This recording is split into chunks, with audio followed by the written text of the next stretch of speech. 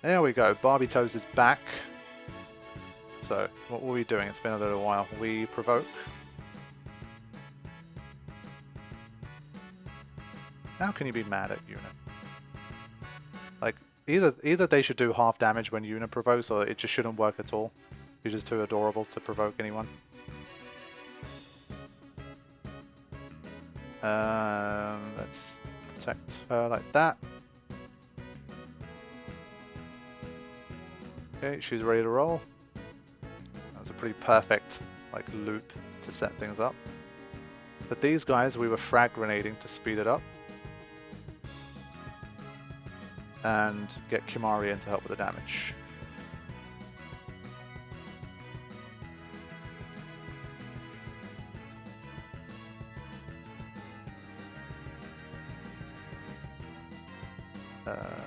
Yep.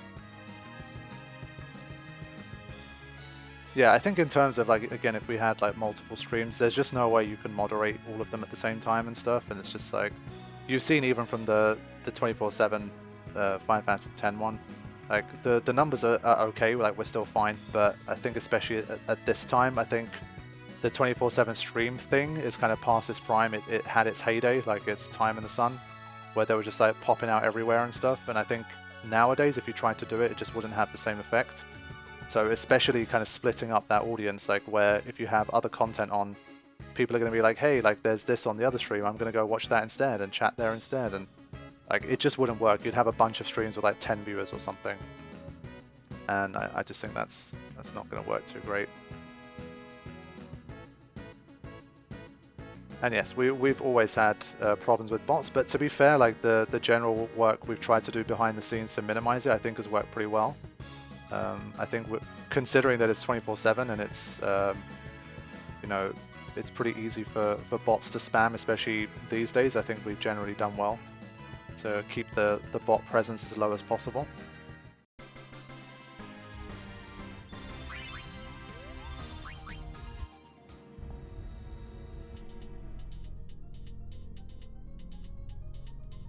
Tanya, that's going to be forever a secret.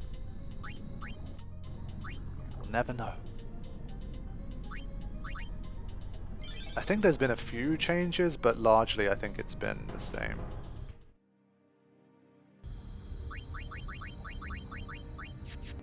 How are you keeping the other live stream going 5+ years? I like to think that stream will outlive me. On a technical level, we have a cloud server that runs it. That's how we keep it going. So like if I had my own physical PC or laptop or something trying to run it, I think it just wouldn't work for this long, that like I couldn't do it. But in terms of obviously like why it literally can keep going is because it's obviously still continues to be well enough supported. Obviously it's not free to run. To have a cloud server, you have to rent it out, it costs money. But thankfully, as long as we still have like, you know, at least about, I'd say maybe 40 to 50 people, like on average, spending time there, like lurking or chatting or becoming members or wherever it might be, we can basically keep things going for a while. So yeah, on a technical level, I think we can basically, as long as the general idea of cloud service continues to exist, which unless there's a massive general shift in computing paradigms, I don't assume that's going to change anytime soon. So at this stage, it really does just depend on the community basically continuing to kind of tune in or just lurk or have it on in the background or catch up with people in there and that kind of thing. So that's basically how it's going to stay alive for many years to come.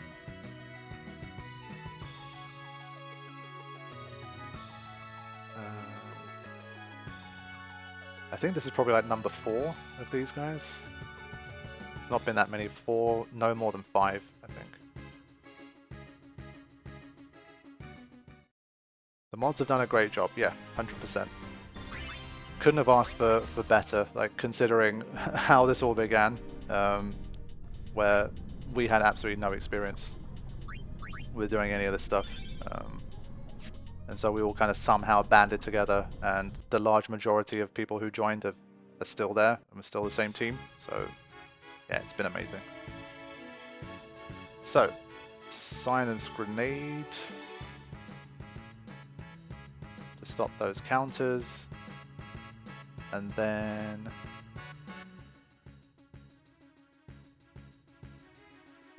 armor break, then Demi. Kudos to the OGs, yes indeed. They helped kind of establish what we're all continuing to be a part of and enjoy today, so 100%. Especially the people in those first few like weeks and months, I think that made us realize that this is an idea that can work long term. I think that really made a huge difference. Obviously, if it was like this situation where people were like, hey, that's a cool idea, and then that was kind of it, people just didn't care afterwards. So like after a few weeks or the first month or two it died off, then obviously it would have been like, okay, you know, it was a fun idea, but that's that, it's run its race. But people continue to be interested, and I think obviously the community aspect kept people coming back and enjoying it. So yeah, here we are today, over 6 years in.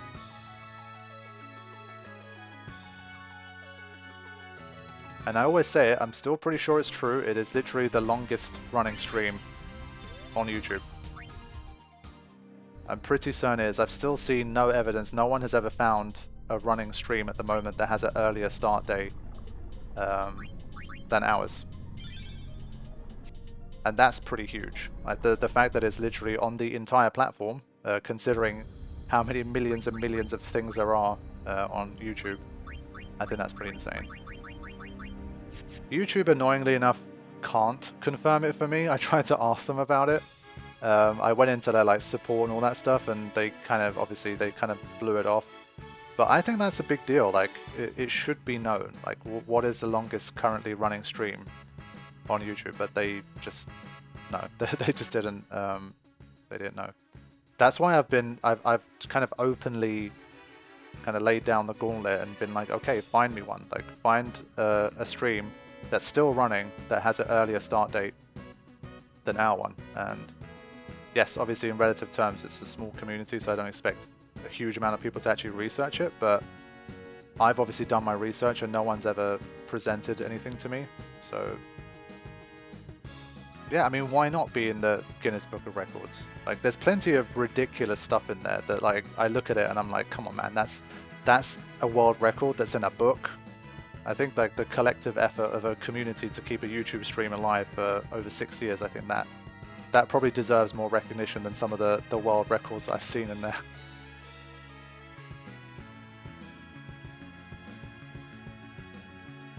But yeah, I've done my best to try and get it kind of noticed. I think it is a story. I think it's really cool, but there's only kind of so much I can do.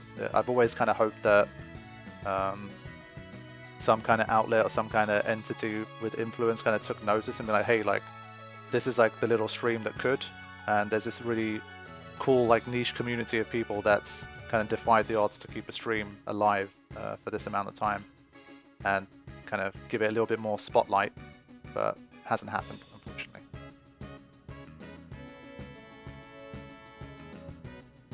Oh, still can't finish it off.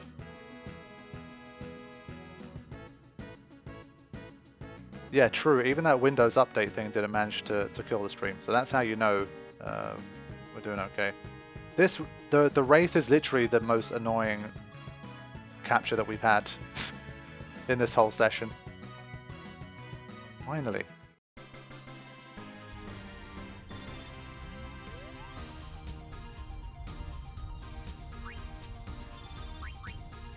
Yeah, to be honest, I didn't even think of that. When I heard about the whole story about the Windows update and all these Windows computers having issues, etc.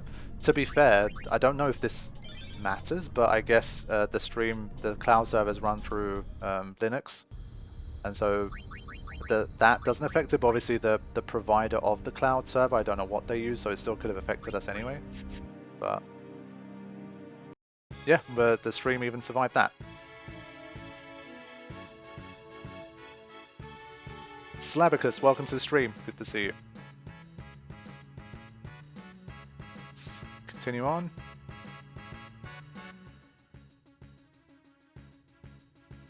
Yeah, I'm starting to get more used to the setup for each of these versions now. This once again is kind of pretty perfect here. Yeah, there's been times where we've come very close to the stream actually dying and having to basically be reset from a new URL, basically like a launch a fresh stream. I think either in 2018 or 2019 we had like a full 2 days or so, I think it was a weekend or something like that, where the stream was literally blank, like it stopped running. And I think there's this kind of, because I did it as a scheduled stream and not just as a go live now kind of thing, unless I end the stream, like I literally press the end stream button, I don't think it can be ended. And I think other than that, it might also be if maybe YouTube detects like inactivity for a long enough period of time, then it might kind of override me and just shut it down anyway. And so I think maybe if that's also the case, what kept it alive was that even though the stream was dead, there was literally nothing being streamed. The live chat was still alive, because obviously that was more like a YouTube side thing. And people were still in there chatting. I think there was probably still like 15, 20 people with nothing being streamed, just chatting in there, and it was so funny. Like they had a weekend of just chatting in there with nothing.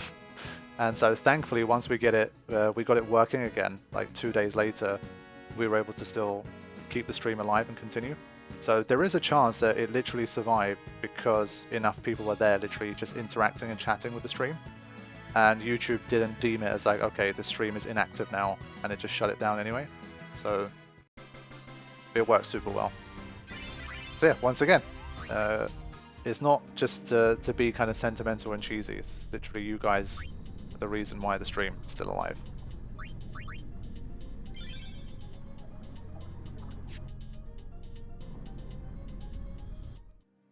Yes, indeed, tomorrow. Me too.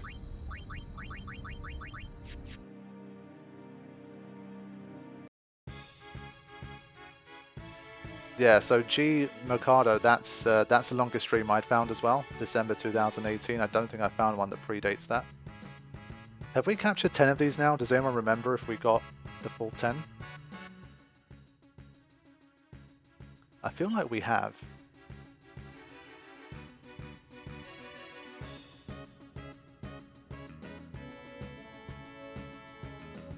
I think just in case, let's do it one more time so that we can then escape these guys too.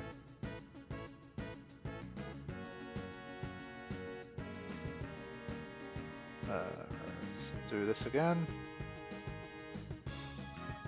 Yeah, we'll know after the first one, but because we're using Demi anyway, we'll basically bring the other one down to the death zone.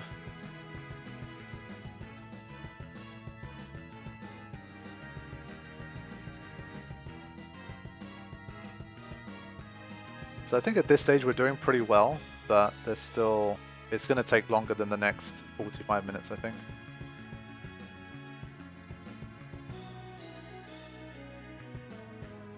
Oh yeah, the pandemic was definitely, in general, obviously for the world, it was a horrible time, but in a very weird specific niche for like the 24/7 stream.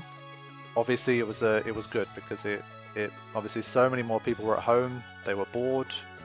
They couldn't go out, they didn't have anything they could do. And so the stream, I think more and more people discovered the stream that ordinarily wouldn't have. And so obviously we benefited from that as a stream and as a community. So it's a lot of people that were coming in. And so literally, I think about 2 or 3 years after we began, we ended up having better numbers than we did before. So yeah, it didn't last, like I think it lasted maybe 18 months or so. And then once like we really started to get back to normal day-to-day life, there was also a little bit of a drop-off in terms of the numbers in the stream. I don't think it's just because the stream got older, but I think in general, I think, you know, societally, I think there was a little bit of a shift. I'd say by about late 2021, early 2022, things started to get back to normal. By mid-2022 at least, I think definitely back to normal. But yes, so it's all kind of a weird balance. So as Real says, I think a lot of people assumed that during COVID, like, oh man, like these YouTubers must have made a killing because everyone's at home and watching YouTube videos. You guys are getting more views. Like, oh yeah, like you must have really cashed in hard on on the pandemic? And the answer's kind of no, because literally I think the summer of 2020 was like, yeah, I think basically because it coincided with when Final Fantasy VII Remake came out, the views in general for the channel during that period were huge. It got like some of the most views I'd ever got like during those 2 or 3 months close to Remake's launch, because it also coincided with obviously the start of the lockdowns and a lot more people being at home. So I think I had maybe about 80% to 100% more views than normal for like a short time. But literally my average revenue, like because of the stuff that happened to all of the ad space, which is obviously where YouTubers make their money from the views, that basically went down by about half. And so like my monthly revenue basically stayed the same, even though I got double the views. So yeah, it wasn't like this big gold rush, unfortunately, for YouTubers like myself. But I was just very lucky that I could obviously keep doing what I was doing, and obviously met a lot of new people that obviously once things started to improve, they were still around, so it was super cool. So definitely it still was overall, in that sense, it was a positive for me. But in terms of like literal just cold hard cash, like we didn't have some kind of big influx of cash when the pandemic started and we had the lockdowns, etc. Have you ever unlocked Coward Overdrive mode? Probably. I don't know. I don't have a specific... I can't like specifically recall in my mind if I have. But it feels unlikely over all of this time that I wouldn't have. Like especially back in the day before there was a bit more like hacks and cheats and all this stuff, I must have done it.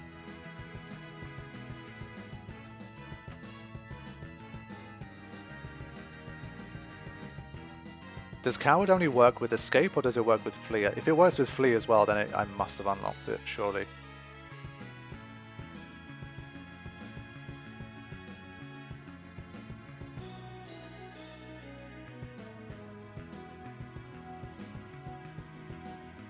It works with Flee as well, yeah. Then I must have got it.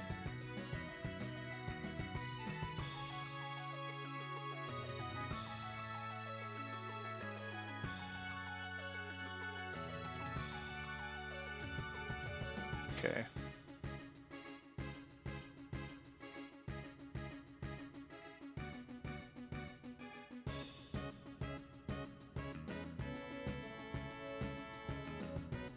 Just gonna haste up Kimari again anyway. He's generally pretty slow.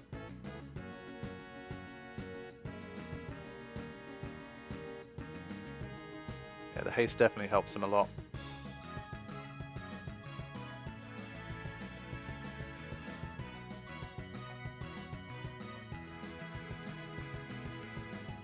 Yeah, especially on ×2, it's been very helpful. Like, imagine this session was done like fully normal speed.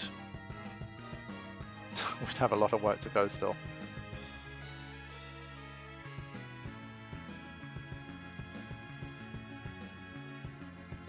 Yeah, I think one thing I found kind of weird in the during the early days of lockdown when it was like most serious, there were literally, I saw some places like walking around town where obviously the foot traffic and the car traffic is so much less for like weeks and weeks, that like you almost start to see nature start to reclaim things ever so slightly. There were tiny little hints of it.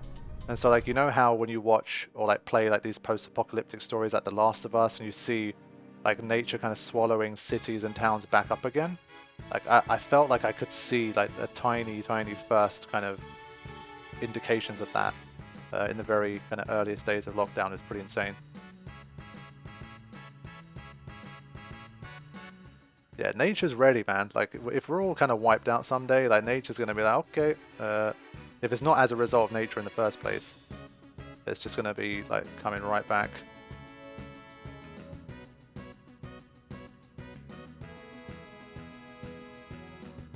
Honestly, for this guy, I think to speed it up, we are going to use some shadow gems because it's just annoying. I think that's already too much. Now Lulu can't do the damage. And again, like, it just doesn't give you any options. She barely has anything that's non-elemental. Holy will kill it. There's just not good options to do damage against this guy. Let's do a flare. 2,600. Fair enough.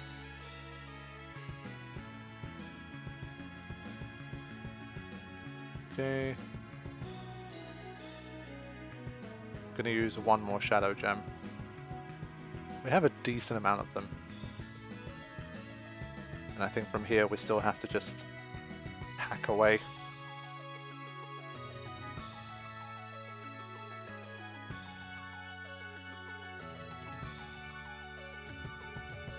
I mean, if this thing was more of a like legitimate threat in terms of it had some kind of, let's say, use Mega Death, or it had something that could hit the entire party that was dangerous, like, this would be a problematic capture.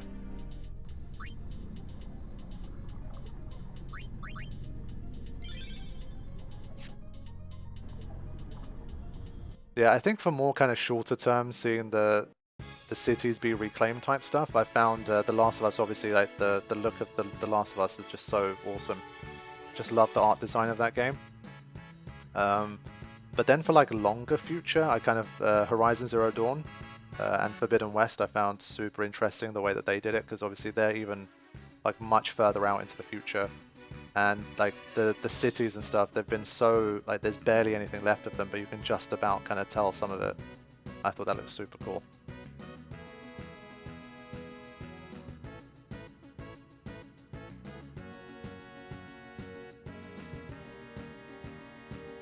Okay, get that regen on. This has got to be like number 5, 6 for these guys.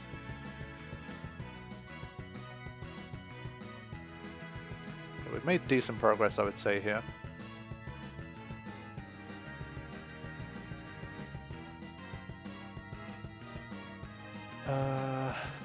Just need to get Kimari in as well.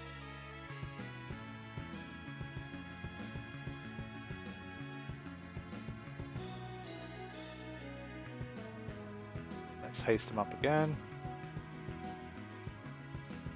Elon Musk is Ted Ferrer. Yeah, I see it. I see it.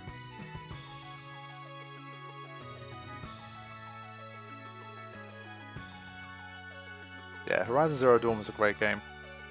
I think I've concluded at this stage, the more time goes by, I think I definitely like the first game a little bit more than the second. I mentioned it when generally like reviewing the game, but the second one is just so weird because it feels like it does almost everything better than the first, but I still like the first more for some reason. There's just something about it that I just speaks to me more. I don't know. Maybe it's still because it felt a bit more kind of novel and fresh, and I generally like the story and how they approach things. I think Forbidden West was another one of those games where it was really big and ambitious and just like looked amazing. Combat was a little bit better. Like some of the animation work was a little bit better. Like there was just, in general, there was so many things that were better, but just something was still just not quite right, I think, in terms of it being better than Zero Dawn at least.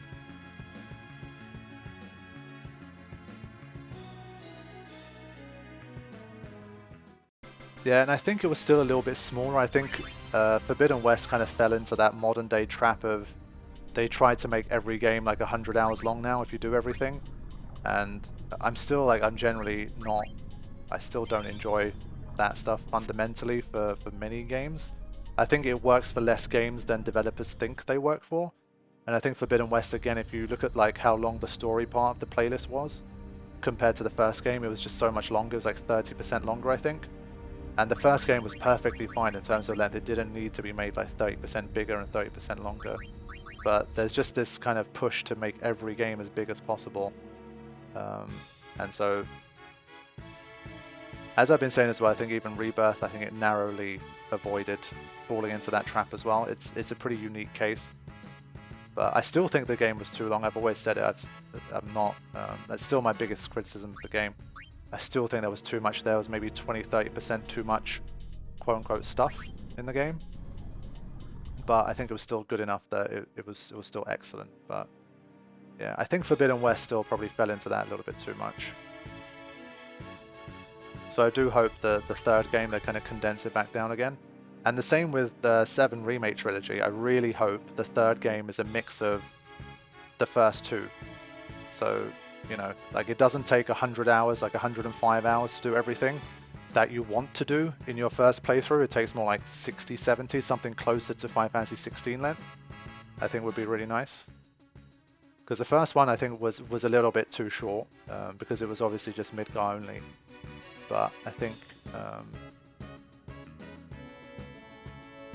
for the third game it's definitely possible to really nail it. But yeah, I do fear they'll make it another Rebirth, but even more stuff. It's like here's even more. Every single mini game, every single thing you could do in Rebirth, you can do in the third game, but we're gonna add a whole bunch of extra shit. And so I think they've got to be careful with that and not overdo it. But I'm hopeful. I'm sure they've been looking at feedback, and so I'd like to think that they're gonna nail it.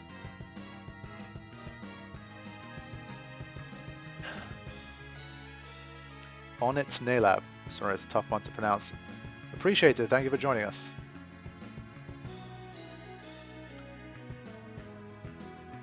But yeah, I think since already Rebirth was definitely a bit bloaty. I'm really hoping they just reel it back in like 20%, 20-25%, and they keep almost everything else the same and try to kind of elevate the stakes a little bit more for the finale. I think you got a superb game on your hands.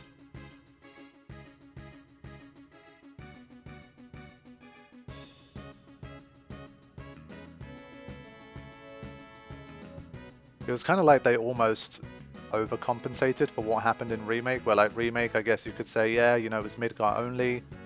A lot of the issues were to do with the fact they constrained it so much to Midgar only. It felt very kind of constricted. They had to kind of pad out certain sections. I think they felt a bit kind of more longer and boring than they should have been, just because they needed to make the game still like a full-length game while having you only be in Midgar.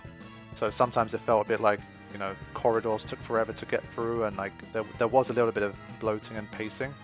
I think that was the problem, because I still think they did a miraculous job given what they had, but I still don't think like the Midgar section truly really is like enough for like a full, you know, let's say 40-hour story for like a JRPG and making it like awesome. I still think they extracted as much as they could from it.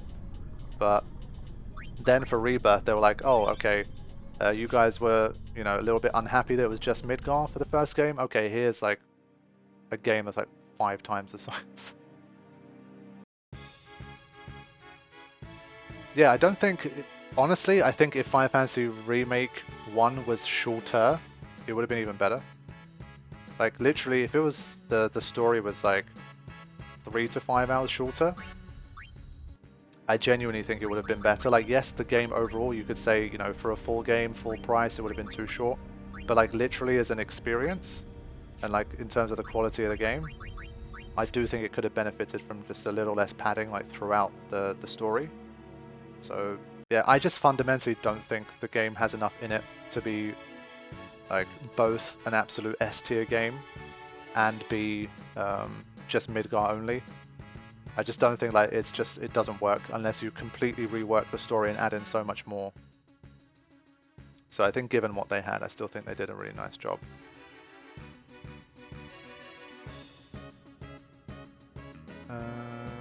Get unit in.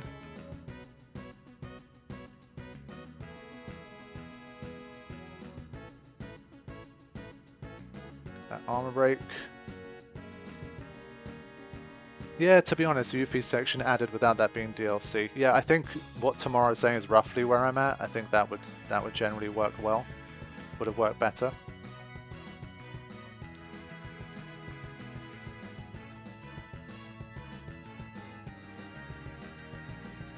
So I think this must be like Demonolith number 5 or something. And that armor break didn't work. Oh, I magic break by accident, that's my bad. Let's do that.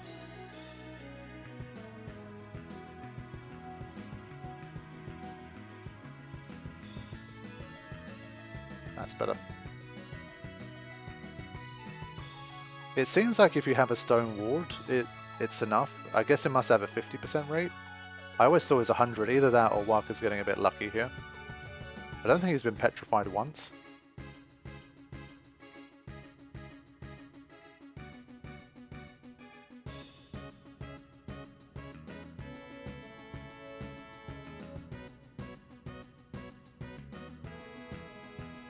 Okay, Oren can finish the job. I think that's like number 5 or something like that. And another level 3 key sphere, that's nice. Am I weird for not playing any of the modern FF7 since I'm waiting for it to be released in its entirety?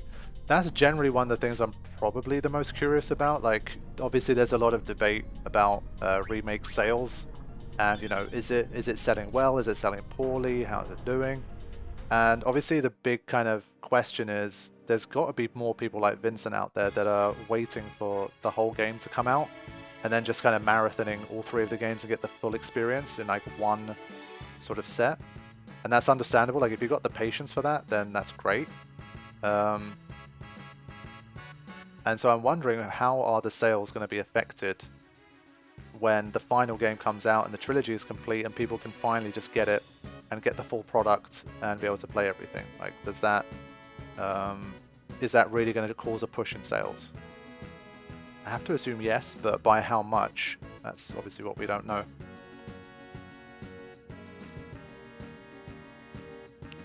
I think if I was Square Enix, I would 100% really do my best to motivate people into buying, like, you know, anyone who hasn't bought it yet, if you've been patient enough, some kind of really nice bundle that includes the first 2 games and the third. Basically almost give away the first 2 games, honestly. I think they did that with Remake. There were like bundles where you get Remake and Rebirth and it was very cheap. I think you could probably do that and get away with it. So they should probably do something like that. And just really go for like one final push to get those day 1 sales.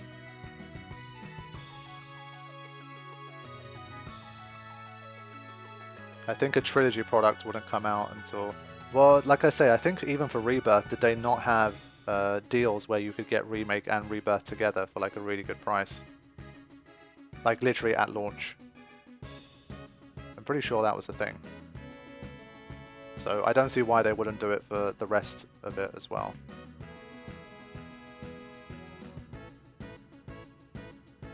It's Poison Fang. Okay. From here, let's do it. Yeah, I think that's probably going to be the best chance they're going to get to really get some hype sales from day 1. Yeah, if you got Remake for free if you bought Rebirth for its store price. Yeah, so basically, let's say, I don't know, they're releasing the base version of the third game for like $69.99 or whatever the prices are nowadays. I don't know, for $89.99 you literally get all 3 games. So you get both Rebirth and the first game for like $20 extra or something. I think if they did that, I think a lot more people who have been kind of waiting or sitting on the fence, at least, you know, for $90 you're literally getting probably, like, you know, 150 plus hours worth of content for a well-reviewed game. So I think that could probably generate some sales. I don't know. And well, also not wait flipping 3 years to get that final game on PC as well. Get it on PC in like 6 months. Get the bundles going on Steam and all that kind of stuff. And I think they can really get some sales boosts from the final game.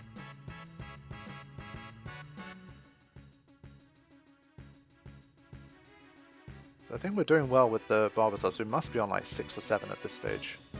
I've completely lost count. I have no idea. If anyone's been keeping track, do let me know how many of these guys we've caught.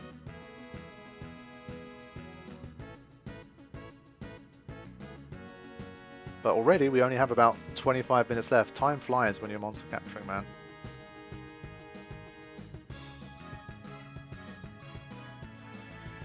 Let's get Kimari in. If I'm on PC, what controller am I using? I'm using a PS4 controller. This is actually my... I had a Death Stranding edition of PS4. It's like a PS4 Pro. I really love the design of it, and I have the controller of that. I obviously don't have the PS4 anymore. It's like it's stored away somewhere. But I have the controller that I use for PC gaming. Need to get that armor break. Surely this is the 6th or 7th. I think so. Okay, armor rate did work. I want to say this is number 7. I feel like surely we've got at least that. Francisco says this is the 8th.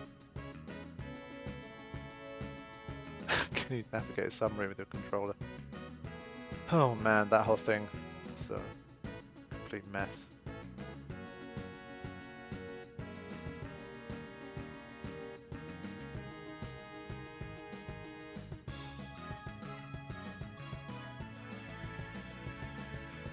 But yeah, Provoke has really won the day today against basically the 3 hardest targets that we have. It's made it much easier. It really is like one of the single, I think, abilities that makes such a difference between like a first-time player and someone who's experienced it. Like so many of us, obviously myself included, just did not really use Provoke enough or really care too much about it. And then once you start realizing how incredibly powerful it is, even against bosses sometimes, it completely like transforms the game if you use it at the right time. Provoke is massive. Like knowing that they built something like this into the game that could literally just trivialize difficult enemies was just insane.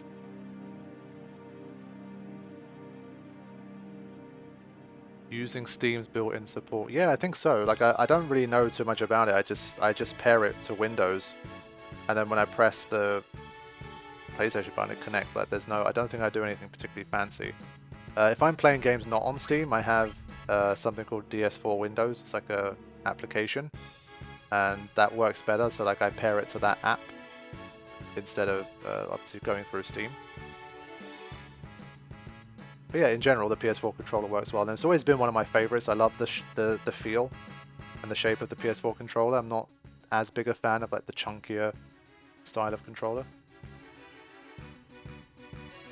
Not Shadow Gem yet. Let's get a Holy in.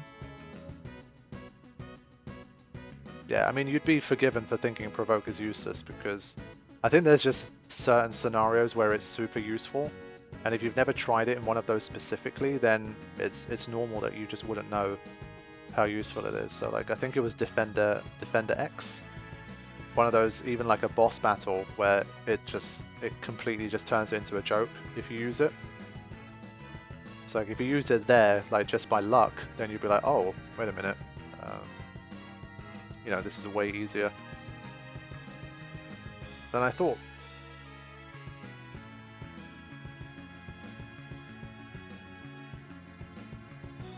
There we go, another Wraith. It's also still pretty great in the B-Bird mod. True.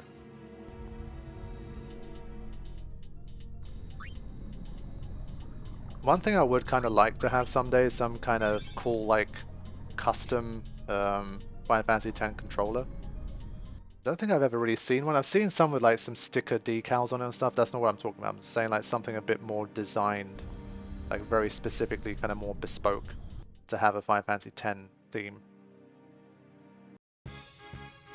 So I'm thinking like PS4 style controller, or I guess nowadays obviously PS5, and it's kind of translucent a little bit and it has like bubbles in it, like a bubble effect in it somehow, like so it looks like a Brotherhood, something like that.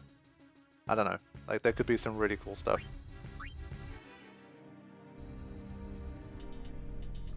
Like a Brotherhood themed. Not like it doesn't have to deliberately literally have like Final Fantasy X written on it, or like Tidus and Yuna pictures or something, but just something that's very clearly a Final Fantasy X controller for those who know. I think it would be super cool.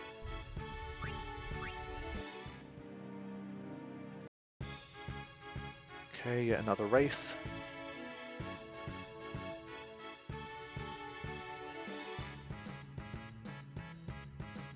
Yeah, I've been asking for that lava lamp for years, man. I've given up. Well, I'll always mention it, but I've given up hope that one will ever be made. I still have dreams of a Brotherhood lava lamp.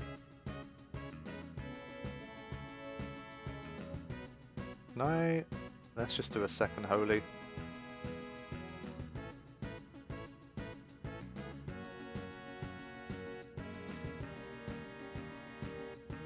Yeah, okay, that was pretty fast. I think double holy works pretty well.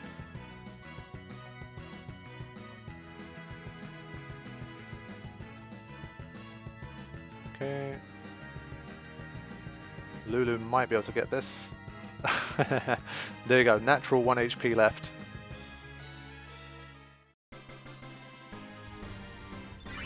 I think that's got to be something like 8 wraiths. But I think we probably would have needed at least about another hour to make sure we got everything, like all the Demonoliths, all the Great Malboros, rest of the Barbatosses. I wonder if that Wraith ever asked itself whether using Doom is really the right strategy. Yeah, I think the only way they would have made that work is if they made it way tankier. Like, if it had like 80,000 HP, then it would be a horrific battle and it would take long enough for that to actually matter. But in general, it almost never makes a difference. If it casts Doom on the whole party at once, again, maybe it affects things, but not really.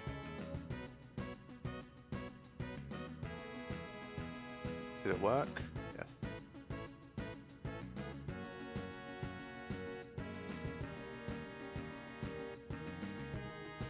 I think again at this stage probably Holy's still the better bet.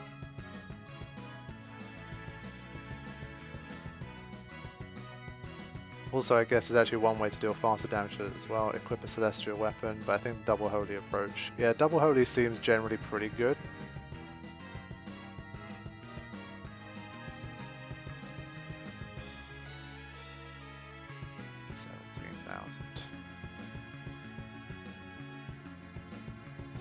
Yeah, it's nice. We've got enough MP now to get 3 Holies.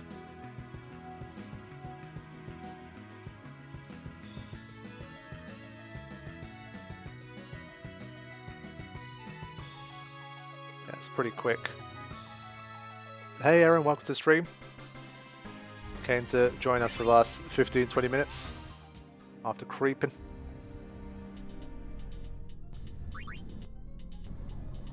Someone give me a membership. It doesn't work like that. You gotta hang out. I mean, today I think there's literally been maybe like 20 memberships given. So I think as long as you kind of hang out, you're almost bound to get one.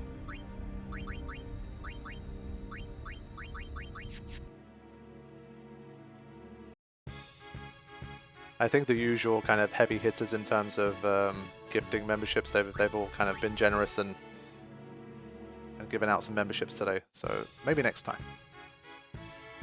Or, yes, that is true. As always, I hate having to mention that caveat, but yes, if you do have a brand account, you aren't able to receive membership gifts. And I've also heard you need to opt in to be able to receive them. So you need to have a look at some of that stuff. If you've been hanging out in streams for a long time and you never seem to get memberships gifted to you, that might be why. So definitely worth having a look.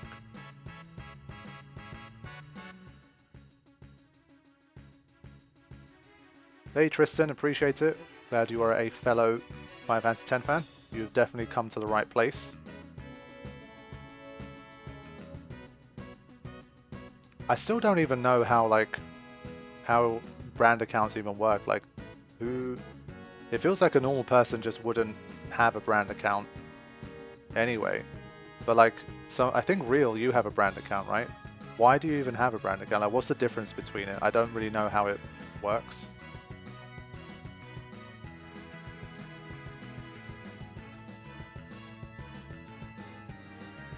I have no idea why I have a brand account. Yeah, that's what I mean. Like, I feel like people who have brand accounts didn't actually want one. Like, I don't understand how it works. Maybe it was some kind of choice. I didn't ask for a brand account.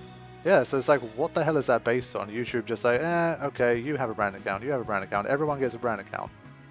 But then it's also not helpful for this stuff, so it's odd. It's a very old account, must have been converted to one.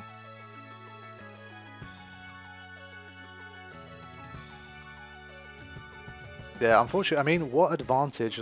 I mean, a disadvantage is that you can't be gifted memberships. What is an advantage of a brand account, I wonder? Does it help for anything?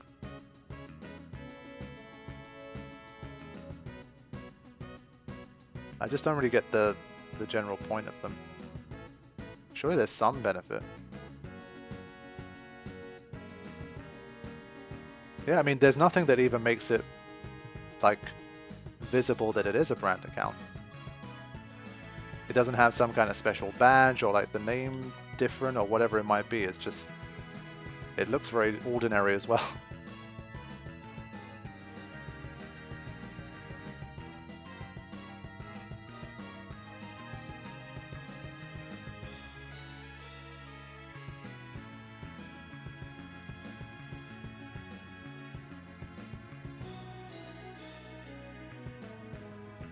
How much left? Okay.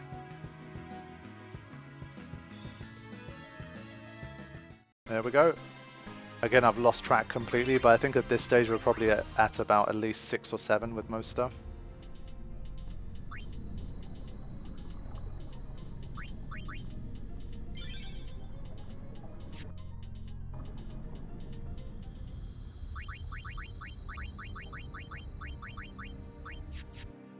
Okay, so another 10-15 minutes here. We'll get as many as we can, and then we will wrap up for this sesh. Yeah, to be honest, I think they've been increasing in a pretty equal fashion.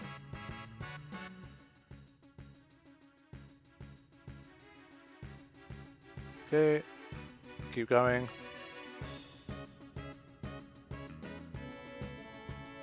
I think Waka, he basically does the same damage as Firaga anyway.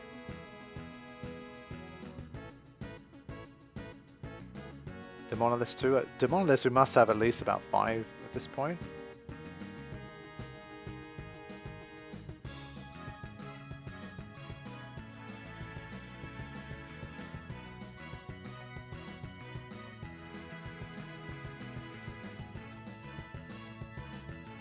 I count to 5, yeah.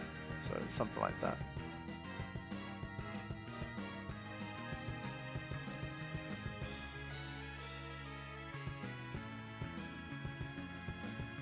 Demonolith, aka Demon Walls. Yes, I posted the Demon Wall episode, I think yesterday, or the day before.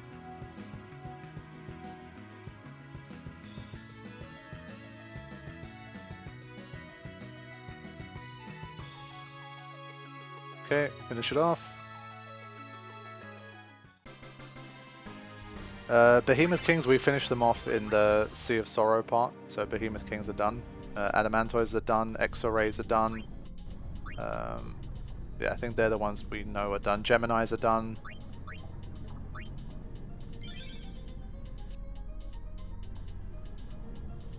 So we've generally made pretty good progress.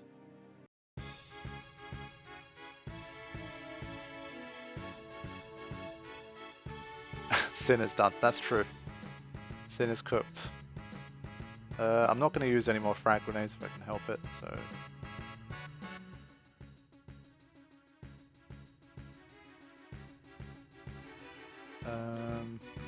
Get in with some Holy again. Yeah, it's good that we also have enough Stoneproof to kind of fearlessly do this. If we had like 1 or 2 characters that didn't have any petrification protection, then it would have been much more annoying.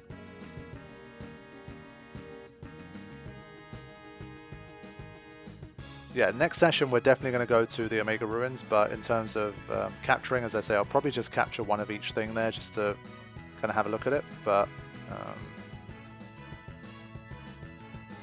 I'm not going to capture 10 of everything over there.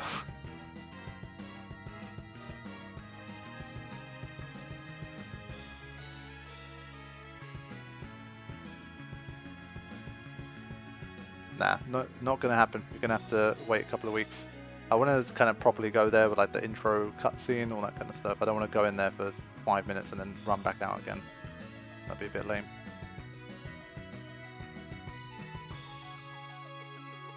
Yeah, but at least we'll basically kill 2 birds with 1 stone, because I've been wanting to go to the Omega Ruins area, obviously, for a while anyway. For monster capturing, we're just doing the same stuff, like in the same areas, fighting the same enemies, but at least for monster capturing, we'll be doing it in a new area, so it won't be so bad.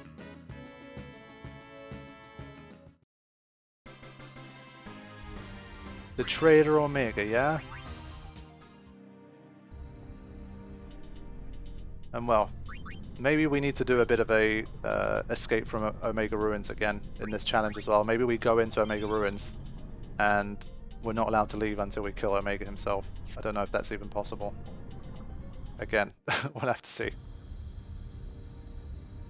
So maybe we'll just do it that way. So we'll turn it into a bit of a mini challenge segment of the stream. Oh yeah, wait, to be fair, we did already do the treasure challenge, did we not? I swear we did. I'm trying to think back now, we already entered Omega, didn't we? A few sessions ago we went for... Yeah, we did. Okay, so I tell a lie. We've already been to Omega.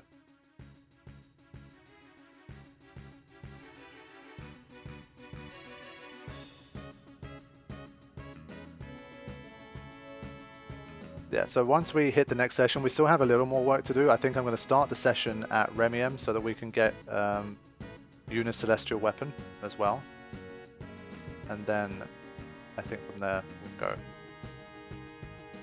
So we'll pick up like the rewards from the monster arena. We'll go to Remiem, we'll defeat Belgamine's Aeons, we'll get Una's Celestial Weapon powered up. And then I think with that we'll be ready to go into the Omega Ruins and we'll see if we can potentially turn it into an Escape from Omega Ruins challenge.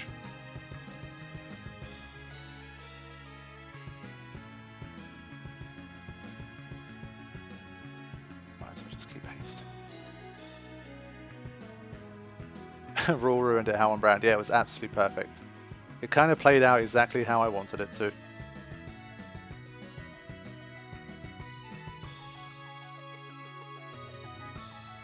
Sure we don't die.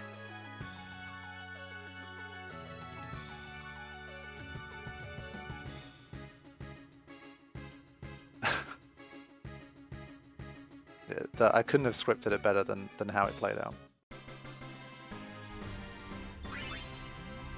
That's the magic of live streams.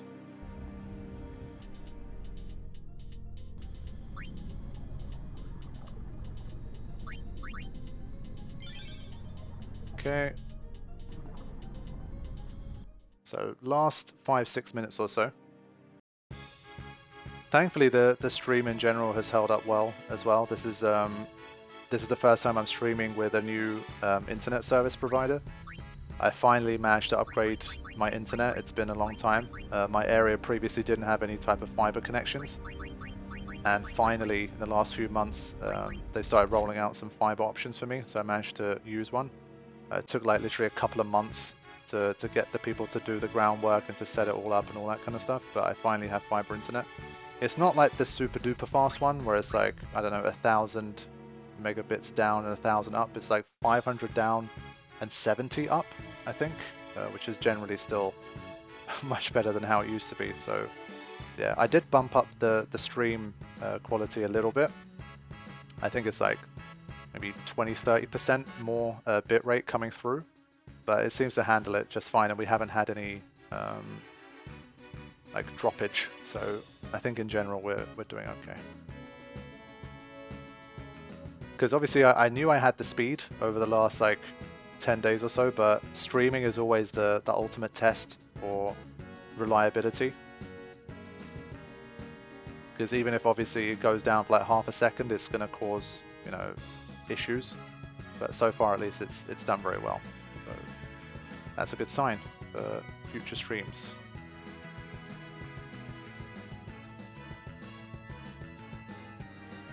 Yeah, it's already too much.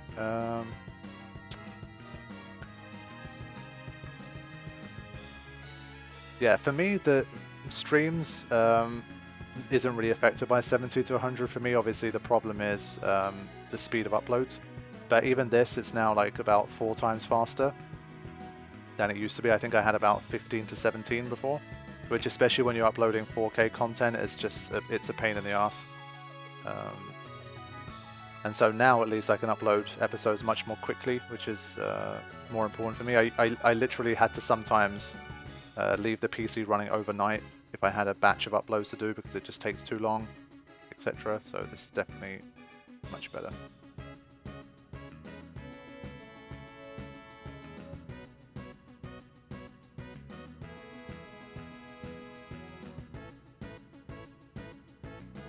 Internet is set now for AC, yes, indeed. That's the project for next summer. We'll will survive for this one. Yeah, it's crept up to 26.4 now. It's gone up about 0.7, 0.8 degrees since I started streaming. It's the extra heat obviously being generated from the PC and from me. And I have to close all the doors, etc.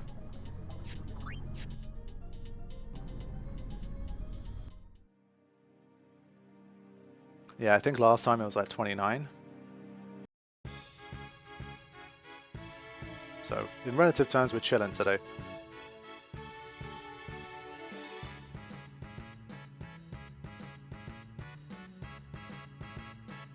Yeah, we'll see how things go. I need to get like a legitimate quote to get like a proper like AC system installed for my living room / office.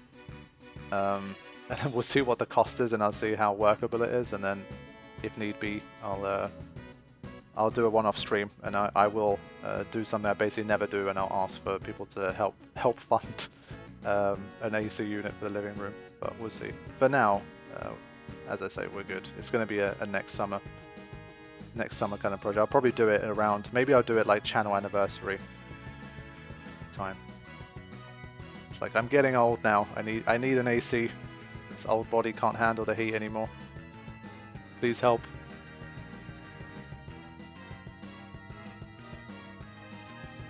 Can you get window units? Not for the kind of setup that I have. I'd need to get one of those like wall-mounted thingies near the top of the wall, and then get like a proper pipe system out and that kind of thing. So it'd be, I can't imagine it's less than like £2,000–3,000 to like do everything, all of the, get the unit itself, the work that needs to be done, blah blah blah.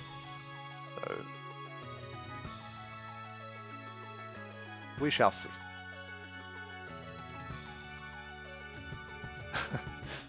Yeah, I mean, fans are good. Obviously, I have a fan literally running right now, but obviously they don't literally decrease the temperature of the room. So ultimately, they only take you so far. Like, the fan's an absolute must. If you don't have a fan, then like you're gonna suffer. The fan's the only thing stopping me from like completely overheating.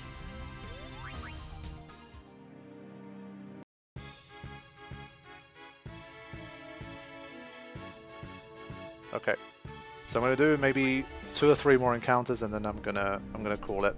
Get as far as we can here. Obviously, one reason I still want to do it was because of all of these extra equipments that we've been getting.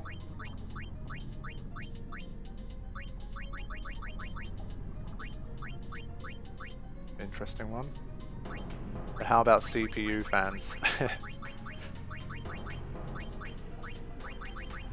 Sin is almost 10 for all. Yeah, it's close. I think it's close enough for me to not care too much about just hacking in the rest. I don't think it's going to make a huge difference at this stage.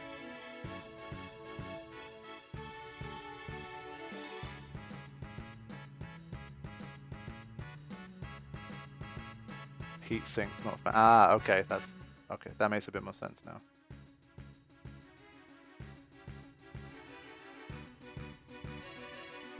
Everything but the Barbatos shows up in Omega. So that's why my goal was to get 10 Barbatos, but we haven't had enough. How many Barbatos do I even have? Is it like 8 or something? It must be about 7 or 8 at least. Ah, there you go. Waka finally got petrified. I feel like I had a lot of opportunities with that. Like, he got hit like 20 times before he got petrified.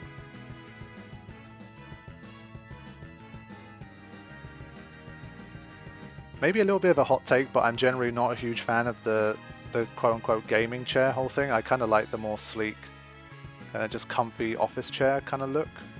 I'm not that big into the gamer chair look. I literally just have an IKEA office chair that I've been using for years, and I generally like it. It's fine. So even if I had an opportunity, like they were going to send me one of these gamer chairs, I'd be like, no, I don't think I want one.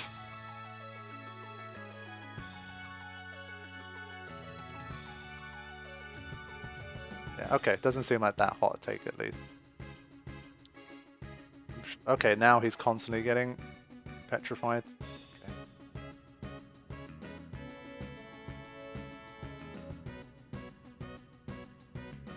There we go.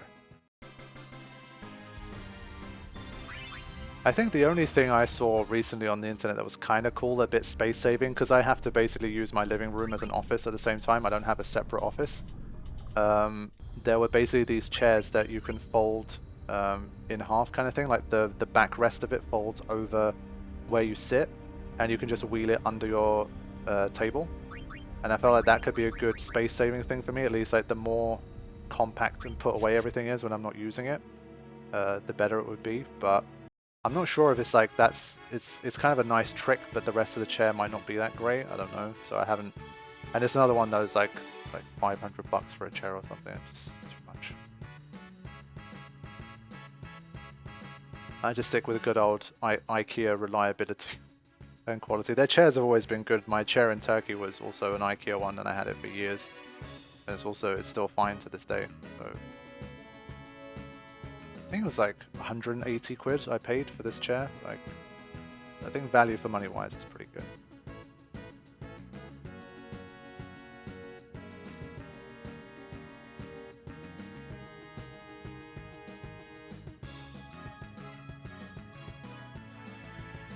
Yeah, I think that's one of the hard things to tell with these gaming chairs. Like, you can get cheap ones made with cheap materials that try to look really premium, and it's not always easy to tell. Like, is it just made with cheap materials but it looks really fancy, or is it actually like good? Sometimes I think it's hard to tell. So yeah, I agree with that. Marcus Master, I think mine's a Marcus. I think that's what it was called.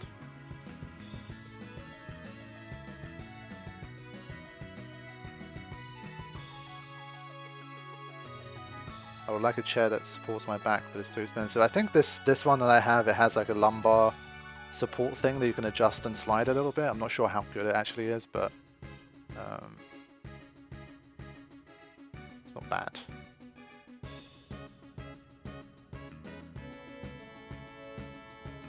Alright, see you later, Vincent. Thanks for joining us. I am about to wrap it up in literally like a couple of minutes, so this is the final capture that we'll be doing.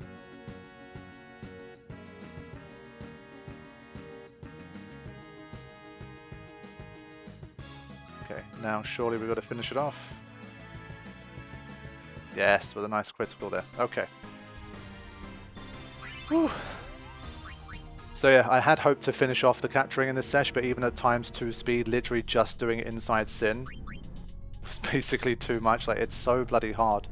That's what I mean. It just, monster capturing really is quite the slog. But this is as far as I'm going to take it. I think from here, what I would do before the next session is basically go into my save file, edit it so that I've caught 10 of everything inside Sin as well, just to make sure.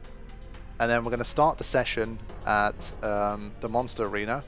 And we're basically going to cash in everything that we have captured so far, get all of the rewards for that, including the Blossom Crown, which we're going to need for Remium Temple. Then we're going to go to Remium Temple, we're going to defeat Belgamine's Aeons, we're going to get the Moon Sigil, and we're going to power up Una Celestial Weapon as well. And then we're going to enter the Omega Ruins and do a bit of a mix, I think, of capturing and also trying to see if we can actually complete it. So at the moment, I need to double check. The next stream should be on Tuesday, August the 6th, but that's the day I fly back from Istanbul, I think. I need to double check. If the 6th won't work, I might have to push it to Wednesday just for 1 week. So we'll do it on 7th, potentially. So I will post in the community page, so keep your eyes peeled on that, just to let you know when the stream will be. And so yeah, I will see you guys then. Thank you all for watching as always, and don't forget that the Final Fantasy X Masters mod is starting as a premiere episode on the 2nd of August on the channel. So definitely don't want to miss that, made by our very own Karifian. He will be in the chat to see how I get along and to share some developer / behind the scenes stuff as well. So definitely do not miss that series and show it some love. Alright, see you guys next time. Take care.